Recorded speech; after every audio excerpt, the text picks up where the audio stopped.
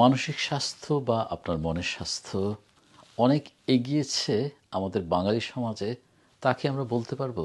আমরা শারীরিক সমস্যায় যেভাবে ঝাঁপিয়ে পড়ি চিকিৎসার জন্য, মানসিক স্বাস্থ্য সেবায় সেভাবে ঝাঁপিয়ে পড়ি না বা সেভাবে কেয়ারও করি না। এবং আমরা অনেকেই বুঝতে পারি না যে এটা কি মানসিক সমস্যা কিনা। আমরা হরহামেশাই বলে থাকি যে ব্যক্তি ইচ্ছে করে ভান করছে, আবার অনেক সময় বলে থাকি যে ভূতে ধরেছে। তবে মুসলমান হিসেবে আমরা বিশ্বাস করতেই হবে বা করি একজন সাইকোলজিস্ট হিসেবেও যে জিনে ধরা আছে। জিনে হয়তো কিছু ধরে, কিন্তু সবাইকে যে জিনে ধরে তা নয়। এই ধরনের একবার হাসে, একবার কাঁদে বা সূচিবায়ু, ডিপ্রেশন, অ্যাংজাইটি, অ্যাগোরোফোবিয়া, এই ধরনের এটা একটা মানসিক রোগ। এটার জন্য আপনার আধুনিক চিকিৎসা পদ্ধতি বর্তমান, যারা চিকিৎসা করেন তাদের সাথে আপনি নির্দ্বিধায় যোগাযোগ করবেন।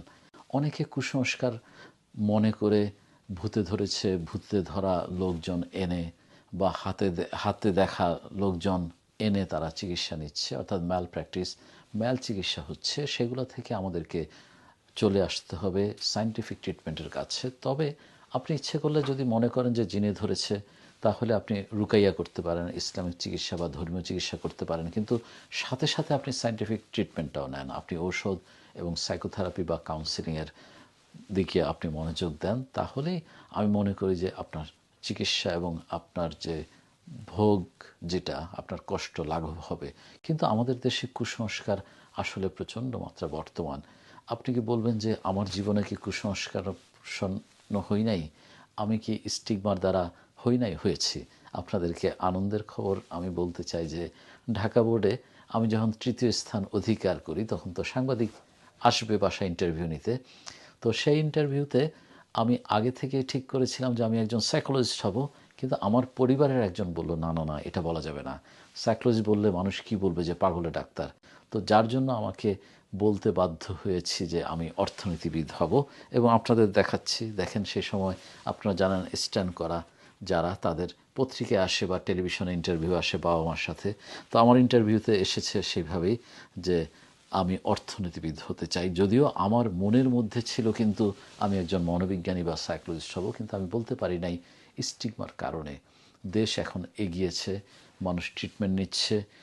এবং আমার মনে আছে যে যখন আমি সাইকোলজিতে ভর্তি হই, তখন আমার এলাকার যে কমিশনার সাহেব, উনি অত্যন্ত পছন্দ করতেন আমাকে, কিন্তু আমার ভাইকে বললেন যে তোমার ভাই কি পড়াশোনা করবে, সে তো পাগলের ডাক্তার হবে।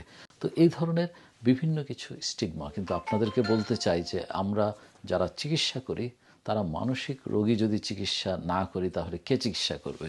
আমরা নিজেরা সুস্থ আছি বলেই একজন অসুস্থ বা সমস্যাগ্রস্ত তাদেরকে চিকিৎসা করতে পারি। এবং আশা করছি আপনারাও এসব কুসংস্কার মুক্ত হয়ে আপনারা মেন্টাল হেলথ প্রফেশনালের কাছে চিকিৎসার জন্য যাবেন এবং মানসিক স্বাস্থ্য সেবা আপনারা গ্রহণ করবেন খুবই দ্রুত।